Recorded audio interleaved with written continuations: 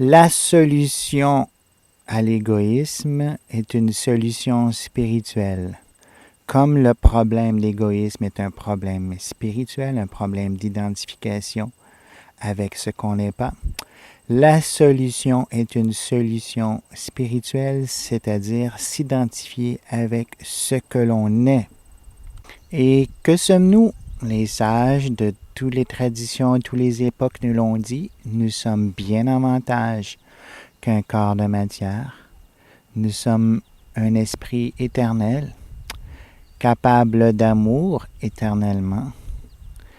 Et comment se manifeste cet amour-là? C'est-à-dire que on est une partie au service du tout.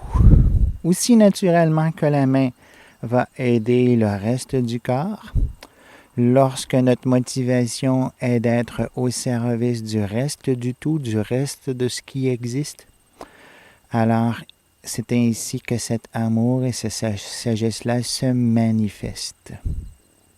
La beauté de cette solution-là, c'est que même si on est complètement dans l'illusion et on s'imagine qu'on est complètement ce corps, on peut quand même se dire qu'on est une partie du tout.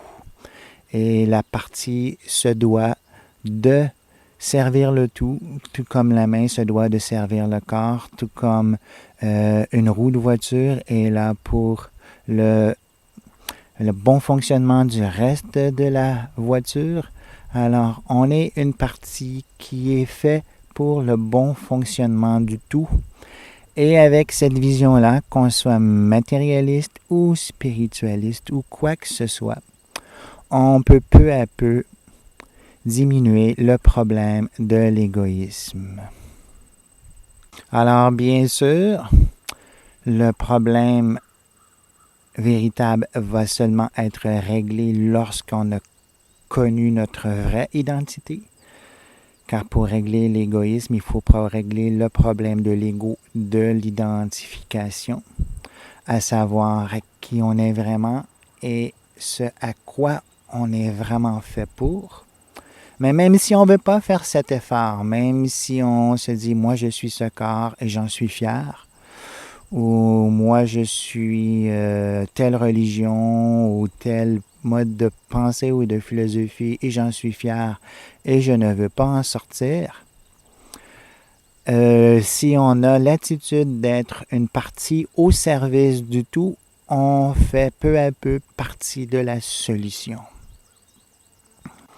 Alors, c'est une des premières étapes dans une vie de sagesse et d'amour, de comprendre que, étant une partie au service du tout, on ne doit pas vivre simplement pour nos plaisirs égoïstes, mais vivre pour que tout ce qui est autour de nous soit en harmonie, soit dans le bien.